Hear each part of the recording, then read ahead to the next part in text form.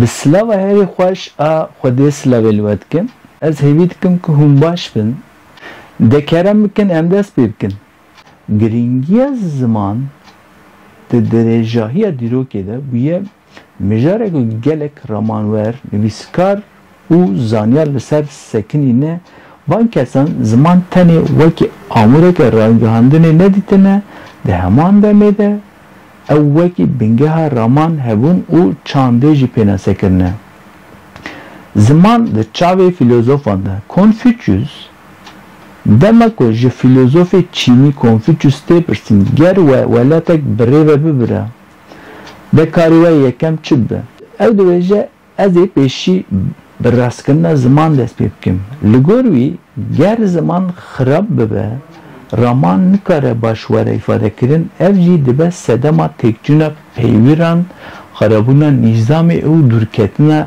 ji dadmendiyê bi vê gotina xwe wî destnîşan kiriye ku ziman bingeha avahî û exlaqê civakî ye. Wisa Ludwig Wittgenstein yek ji filozofên herî bi bandor ên sedsala bîstan sînorên ziman bi gotina sînorên cîhana min sînorên zimanê min îfade kiriye ev gotin tê wê wateyê ku her tiştê ku mirov dikare bifikire û têbigêje bi riya ziman pêkane li gor wî ziman avahê têgihiştina me ya rastiya şekil dide. Martin Heidegger ji bo filozofê Alman Heidegger ziman mala hevûnê ye ve vê gotinê wî anî ziman ku ziman ne tenê amûreke lê di heman demê de bingeha hevûna mirov jî pêk tîne. Li gor Heidegger mirov di nav ziman da dijî û peywendiya xwe ya bi cîhanê re bi riya ziman datîne. Ziman di çavên zanayan de Noam Chomsky yek jî damezrînerên zimannasiya nûjen parastina wê nêrînê kiriye ku ziman jîhatîbûneka zikmakî ye. Li gor wî ziman kilîta çareserkirina sirrên heşê mirov e. Wî gotiye ku ziman xwedî avahiyeke gerdûnî ye û ew avahî di xwezaya mirov de hatiye xwedkirin. û dîsa ziman di çavên nivîskar û helbestwanan de tê çiwatê. Mevlana ramanwer û helbestwanê mezin Mevlana anî ziman ku ziman ne tenê ji gotinan pêk tê tiştê ku herî girîng zimanê dil e. Li gorî wî çend zimanî dizanî girîng e ya ku mirov bi qîmet dike zanîna zimanê dil e. Bi vê gotina xwe wî îşaret bi aliyê giyanî û hestiyê ziman kiriye. Ziman ne tenê avahiyek ji pêvan pêk tê lê yek jî wan hêmanên bingehîn e ku mirov dike mirov raman hest û têgihiştina me ya cîhanî rasterast şekil dide. Ev bandor bi riya zimanê me yê zikmakî bi awayê herî xurt û mayînde pêk tê. Bandorên ziman li ser mirov raman û têgihiştinê şekil dide. Ziman diya dike ka em çawa cîhanê dabeş dikin û wateyê lê dikin. Mînak di hin zimanan de ji bo dema pêşerojê cinavkên taybet nînin tê fikirin ku ev yek bandorê li awayê ramandin û plansaziya kesên ku wan zimanan daxivin dike. Gotina Ludwig Wittgenstein ya sînorên zimanê min sînorên cîhana min in yek ji van gotinan e ku bandora herî baş kurte dike. Beşdariya geşbûna hestî û derûnî dike. Ziman dihêle ku em hestên xwe îfade bikin û ramanên teblihev çareser bikin. Diyalogên me yên hundirîn rewşa me yê hestî diyar dikin û di terapiya zanînê de bi guherandina van axaftinên hundirîn başbûna derûnî tê armançkirin. Bi karanîna rast û ereniya ziman dikare li ser tenduristiya derûniya şexsî bandorên erenî çêbike. Peywendiyên civakî û nasnamayê diyar dike.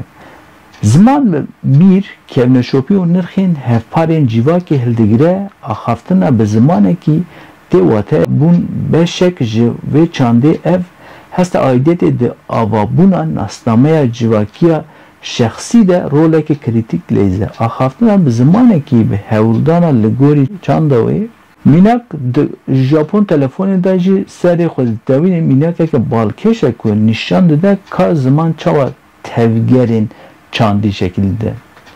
Giringiya zimanê zikmakî.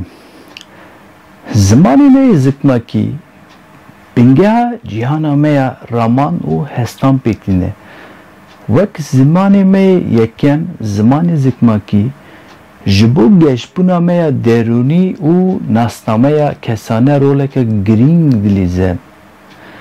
Geşbûna zanînê dema ku zarok zimanê xwe yê zikmakî hîn dibin, di navbera tiştan hestan de peywendiyê datînin ev pêvajo şiyanên raman û razberiyê geşt ke. Li gorî psikologên zanînê zarokek ku nikaribe zimanê xwe yê zikmakî bi têra xwe pêş bixe, dibe ku di pêvajoyên fêrbûna paşê de zehmetiyê bikişîne. Zimanê zikmakî bi nesaziya bingehîne ku mêjî mekanîzmayên ramandin û çareserkirina pirsgirêkan lê ava dike. Geşbûna hestî û nasnameyê. Zimanê zikmakî ev zamanek ku şexsî bi awayî herî rehet û samîmî dikare xwe bi hestî îfade bike.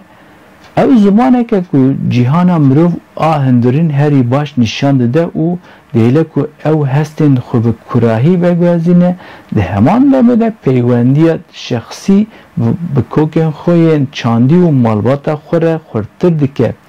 Kesên ku nikarin bi zimanê xwe yê zikmakî biaxivin an jî bi têra xwe bikarbînin, dibe ku krîza nasnameyê û pirsgirêkên aidiyetê bikişînin. Ziman ne tenê amûrekê ragihandinê ye, lê bingeha heşê mirov nasname û hebûna wî ya çandî ye. Bi taybetî zimanê zikmakî ji bo geşbûna şexsî û peywendiyên civakî zemînê herî zexm pêktîne. Ji ber vekê parastin û geşbûna zimanekî ji bo kesên ku bi wî zimanî diaxivin hem ji bo cîhana wan hindirîn hem jî bo pêşeroja wan civakî xwedî giringiyeke mezin e. Encama giştî ziman ne tenê amûrekê ragihandinê ye, ew bingeha ramana mirov e, nasnameya wî ya şexsî û çandî û sedema pêkhatina wî ya civakî ye. Zimanê zikmakî ji bo geşbûna keseyatiyê û nasnameyê giring e. Ew bingeha derûniya take kes yani şexsî û girêdana wî bi kokên wî re xurt dike. Ji ber vekê wendakirina zimanê zikmakî di heman demê de wendakirina perçek ji kesayetî û nasnameya mirov e. Ziman û çand ji hev nayên veqetandin. Her zaman cîhanbîniya xwe ya taybet hildigire. Parastina ziman, parastina tevahiya mîrasa ya çandî ye. Ziman dibin xeterê asimilasyonê de ji bo parastina ziman li hemberî asimilasyonê ne tenê hewildanên şexsî, lê di heman demê de hewildanên di astên civakî, siyasî, hukukî de jî pêwîstin. Li gorî ramenwaran ziman bingeha hebûna mirov û civakê.